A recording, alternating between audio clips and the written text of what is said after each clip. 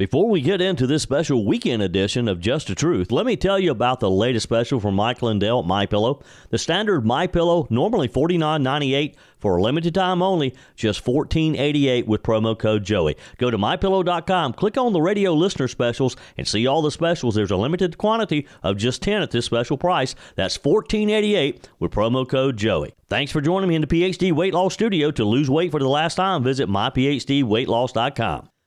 Here in South Carolina, we're making some progress when it comes to giving parents the power to choose what's best for their children's education.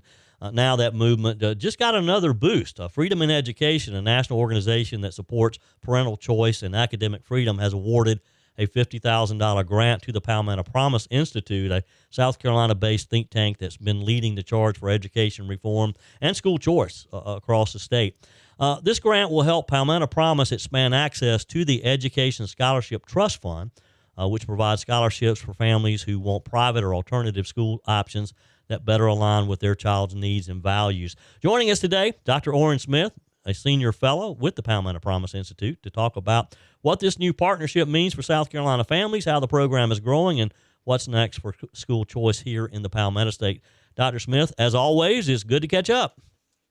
Yes, always good to talk to you, Joey, especially about something that really has an impact upon real South Carolina families. And that's really what this is. ESAs, those are education scholarship accounts, they first came on the scene in 2011 in Arizona, and it was a way for parents to have access to what we'd probably call a portal, which would give them the ability to choose a provider of education, whether that would be a tutor or some evaluator, public school classes, or private schools.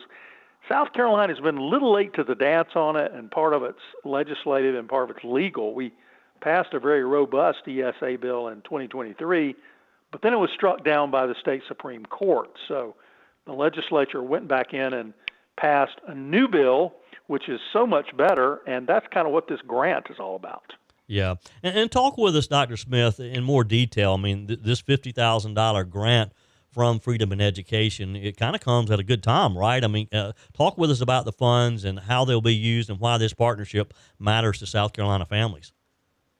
Yes. Well, when this Education Scholarship Account Act was passed, which we call ESTF, the Education Scholarship Trust Fund, the only weakness about the legislation is there's no one charged with selling the program. So if you're a parent and you are deciding what is the best option for your child, you're probably just going to go to the local public school that your zip code zones you for without really looking around a whole lot. And you certainly would not know about 10,000 scholarships that have these special funding mechanisms that allows you to have a wide range of choice for your child. So in essence, we're the marketers. We're the sales team. We're reaching out in all the communities and virtually and through our website, scschoolchoice.com, to let the people of South Carolina know about this new program. Yeah. Let's talk about the Education Scholarship Trust Fund. It began and correct me if I'm wrong here, but I believe I remember 5,000 scholarships initially, and this year that has grown. Talk with us about those numbers and the fact that it has been increased. Does that kind of tell us that there is demand for this? I think it does, and we really want to show that there's more demand than scholarships available, and so far that's what's been happening. For the 2025-26 school year, which is sort of almost to the end of the first semester now. I find that hard to believe, by the way, that it's already as late in the year as it is. Sure. But there are 10,000 scholarships for 25-26, and there will be 15,000 for 26-27. So the amount of funding that goes into that account that's controlled by the parent is about $7,600, $7,634 to be exact, and that's related to the amount that the state funds for students in regular public school, with some factors built in to allow that to grow every year. But the key factor to remember is there are 10,000 scholarships this year, 15,000 next year. The 10,000 scholarships for 25-26 were snapped up very quickly, and there is a long waiting list presently for that. So what we would like to see is for 26-27 for those 15,000 scholarships to be taken up, and maybe as many as that same number, 15,000 more, on the waiting list. And if that happens, that's a strong message to the legislature to do something they're allowed to do in the legislation, and that is expand the funding, create more scholarships. That would be our dream. Yeah. On our guest line today, Dr. Oran Smith, Senior Fellow with the Palmetto Promise Institute. What would be the argument against doing that? I mean, what's the is there hesitancy among lawmakers to expand the program, or is it just sort of they're waiting to see just how popular it becomes? I think you're exactly right. I think they're waiting to see how popular it will be. At one point, they were kind of calling it a pilot program, and it was only going to have a limit of 2 or 3 years. They took all that pilot language off.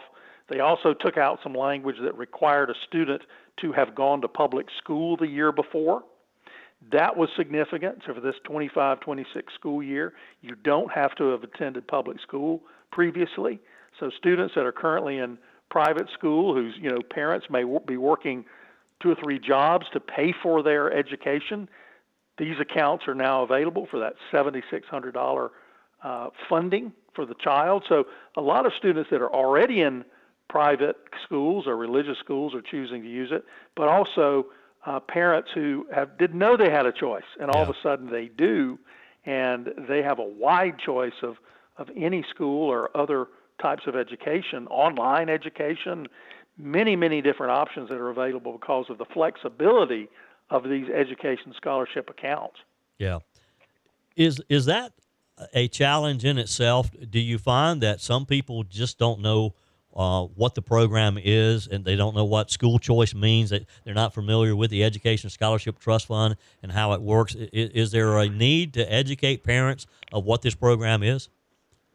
Oh, there absolutely is, and that's why we set up scschoolchoice.com. That's scschoolchoice.com, so that parents can be educated about it. When the program first launched, before it was shut down by the Supreme Court, a lot of the applications that the State Department of Education received, some of them were for parents who thought it was a program for college or thought it was for pre-K, or really a lot of misunderstanding. And that's before we really got in earnest and began teaching, in essence, or educating the people of South Carolina about what the program is all about. So this grant that you mentioned, that allows us to do so much more: teaching, educating, marketing, explaining the program. Some parents find it just absolutely too good to be true, but it's not. It actually does exist in South Carolina. Now, there are over 700,000 students in traditional public schools. The 26-27 program for this will have 15,000. So it's not going to be an earth-shattering number, but it is a beginning. And I think once the legislature sees that it's working and starting to see how the lives of these kids are being changed by their new experiences, I really think it's going to take off, and the legislature is going to lift that cap. Yeah. Dr. Smith, let's go back, and I want you to take a minute and kind of pat yourself on the back, if you will, because when you mentioned it being challenged with the South Carolina Supreme Court, and that was a delay with the program. Talk about how Palmetto Promise Institute stepped up, because people were already in the program. I mean, they were already involved in it, and how you guys stepped up to help those families out. Well, the day that we found out, and it was September 11th, a date that we'll always remember for other reasons, but it was September 11th, we learned that the state Supreme Court had, in essence, shut down the program for all except for some of the tutoring and other providers that were not private schools. So if you were a private school parent benefiting from this program, then suddenly you were looking at running out of money after the first 9 weeks to fund your child's education. So our president, Wendy Damron, went to some donors, both in the state and in the country, and raised the several $1 million that was needed to fund the rest of the school year, so that these kids who had just gotten into their new schools could enjoy the entire school year in that school. And that was key to it, but also we had to fight the legal fight. So we worked on an amicus brief that was filed in the case. We asked the legislature to jump in and make some of the changes that the court recommended, get a new bill up, get that bill passed. So S62 was passed to renew the program and make some corrections that we hope that the court will like if it's ever enjoined or there's an attempt to enjoin it in the future. Right now, there has not been a lawsuit. We hope that there isn't another lawsuit. We think that the legislation fixes any problems that the Supreme Court identified. So just a lot of things went into surviving the court challenge, getting the bill passed again, getting these kids funded, and that's kind of what Palmetto Promise has been all about in this ESTF program. Sure. Well, I applaud you for what you did to step in. And, one of the misconceptions I think that is out there is that the Education Scholarship Trust Fund and this whole program is for the wealthy and the well-connected. Talk with us about that, because that's just clearly not the case.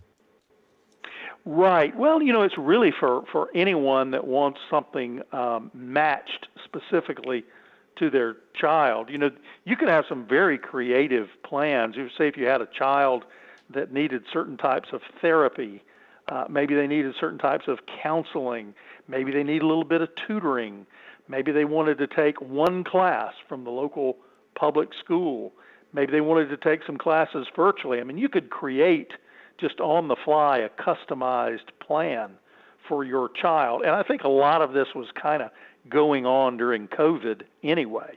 A lot of parents were for the first time really taking stock of what their child's education was like and whether the type of education they were getting was a good match. A lot of parents just simply, they want their child to go to a different public school. So all of this becomes possible with a program like this. And ultimately, I can't predict the future, but I think this is the future. Parents being able to take the funds, essentially allowing those funds to follow that child to go to whatever type of program that parent chooses that matches that child's needs perfectly. And I really do think that's the future, one way or another. Yeah. If you were to compare what we're doing here in South Carolina to other states, Dr. Smith, how do we compare? How does our program compare to others? Well, we were to take the largest number that's in play right now, which is that 15,000 number for 26-27 that's coming up for that school year, and we were to compare it to Tennessee and Georgia and North Carolina and Florida. South Carolina would most likely be the lowest number and the lowest percentage, simply because Tennessee just passed a robust new program. Georgia has a relatively new program. North Carolina built theirs up, and Florida is school choice heaven.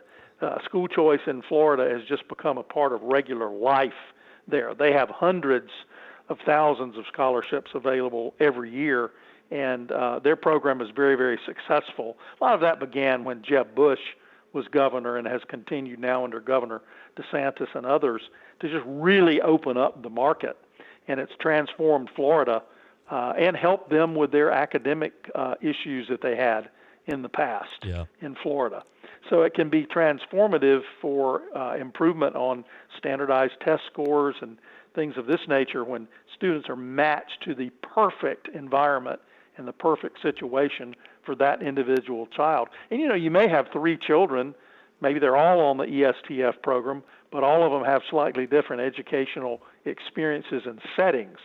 But that's possible with the ESTF, and we're just excited to start hearing these stories come in of these lives being transformed by the options that they now have with this program. Yeah, well, Dr. Oran Smith with Palmetto Promise Institute, it's always a pleasure, and I thank you for being with us today and for the incredible work you and your team are doing to make education more accessible for families across the Palmetto State. Look, if you want to learn more about this program, go to scschoolchoice.com, SCSchoolChoice.com if you want to learn more about what the great work that Palmetto Promise does. And they do a lot of work, not only in education, but other issues as well. PalmettoPromise.org, PalmettoPromise.org. Dr. Smith, always a pleasure. Appreciate you, and we'll talk again soon. Looking forward to it. Thank you. Your comments are welcome on the Furman Ford text line, 864-477-JOEY. That's 864-477-5639. Emails always welcome, joey@joeyhudson.com. Joining us on our guest line today is Pete Sepp, president of the National Taxpayers Union. It's an organization that really sort of like the voice of America's taxpayers, if you will, as they work towards a more simple and fair tax system. Welcome to the show. Appreciate your time today. Great to be here. Let's just start with, say, your elevator speech about what the National Taxpayers Union does. We're a nonprofit, nonpartisan citizen organization founded all the way back in 1969 to work for lower, fairer, simpler taxes, less wasteful government spending, and accountability from public officials at all levels, from the local all the way up to the international.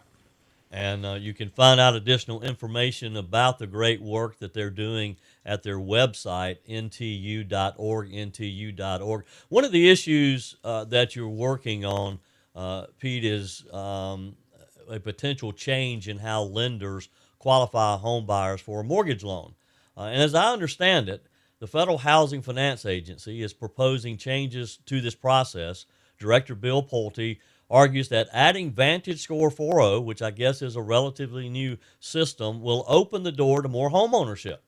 The big question, though, is could this expanded access actually bring maybe more underqualified buyers into the housing market and increase the risk of repeating what we saw in 2008?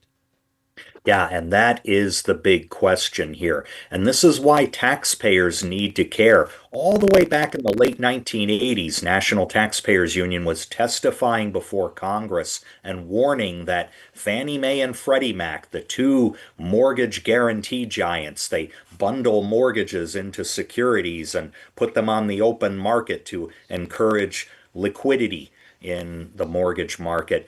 And the practices of these entities, because they are at once privately financed by shareholders but also government run, makes them step into this gray area where taxpayers could be on the hook for some severe liabilities. We saw that in 2008 with the subprime mortgage crisis meltdown, where Fannie Mae and Freddie Mac held about 70% of those subprime loans, which turned out to be bad in many cases and led to almost $200 billion in liabilities that taxpayers had to step in and cover. That bailout could be far, far costlier if it were to happen again today. And so taxpayers have an interest in ensuring that Fannie Mae and Freddie Mac are overseen by this Federal Housing Finance Agency to the letter, very carefully, to ensure we don't get into another bailout situation. How do we avoid a bailout? Well, one way we do that is to have accurate tools to measure the risks of all of the loans that Fannie and Freddie are holding. VantageScore 4.0 is a new credit scoring system that Director Pulte has said will operate alongside the traditional FICO credit scoring system. We are all for competition here at National Taxpayers Union. What we're also for, though, is taxpayer protection. And the big question is, will VantageScore's entry into credit scoring mean more or less risk to taxpayers? That is an open question. A number of entities like American Enterprise Institute, Milliman, and others have had side-by-side comparisons of FICO and VantageScore, and they've said, well, there may not be a whole lot of difference in predictability here. So if the goal is to simply let more homeowners qualify for loans, that still means the potential for additional risk. We're not getting better predictability here. We're just getting more loans. That's not the way taxpayers want to see this go. Yeah. With me today is Pete Sepp, president of the National Taxpayers Union. Now, Pete, as I understand it, and this is totally new to me. I mean, I obviously am aware of what happened in 2008 and aware of how the process goes when someone is potentially looking to buy a home. But as I understand it, VantageScore was developed not too awfully long ago. It's a relatively new model compared to FICO, as you mentioned, which has had decades of proven performance. My question is, should we really be testing what appears to be an unproven credit scoring system when what we have seems to work when used properly? Yeah, that is a very good question. This whole process of introducing VantageScore began when Congress passed a law about 7 years ago saying that the Federal Housing Finance Agency needs to hold a competition among credit score models to figure out if FICO's still the best or if there should be other models allowed in. Again, fine if this happens organically in the private sector. If FICO happens to get a competitor with better predictability of risk, so be it. Yeah. But from the beginning, this has been forced by government. This whole competition has been something that Congress wanted to see, and the FHFA decided we're going to hold this competition. We still don't know how the competition was actually held. We don't have access to all of the evaluations that the government did to determine that now we're going to have both FICO and VantageScore being used by Fannie and Freddie. That's problem number one. We need transparency into how this decision was reached.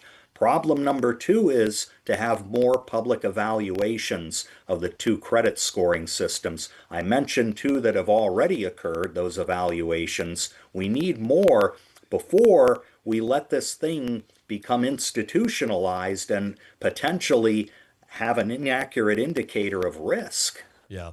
Pete Sepp is president of the National Taxpayers Union. You can find out additional information at their website, ntu.org, ntu.org. Uh, Pete, let's go back to that 2008, 2009 period there with Fannie Mae and Freddie Mac. Is it fair to say that that period of time and what we saw had happened proved that maybe not everyone should be a homeowner? Yeah, I'm afraid so. Homeownership is the American dream, but the way you reach that dream is as important as getting there itself. If government creates shortcuts whereby you don't have the capacity to pay back the loan, or you're in over your head, or there are tax burdens that aren't accounted for down the line in the loan qualification and the mortgage process, that's unfair not only to taxpayers, it's unfair to the homeowners themselves. Who wants to be in the position of having to default on a loan and being kicked out of a home that you worked so hard to get into in the first place? That's what can happen if we have inaccurate credit scoring, if we have Congress and the executive branch saying, we don't care about the risk, put more people in homes. That's not the way to Yeah. do it here. Yeah. I had a personal experience, Pete, during that time period. I did some volunteer work for an upstate South Carolina nonprofit housing developer. And their goal was to try to get as many people in the homes as they could. And I witnessed firsthand. I guess I probably just didn't completely. I went into this thinking that I was doing something good, but as it turned out, 2 3 years into this, I realized that as I said, not everybody is cut out to be a homeowner. Because here's what I saw, Pete. I saw people who qualified easily enough; they could make that monthly payment, but when the HVAC went out, or when they had a plumbing issue or roofing issue, they didn't have the money to take care of those maintenance issues, and a lot of them ended up using those homes that this great group, local group, helped them get into.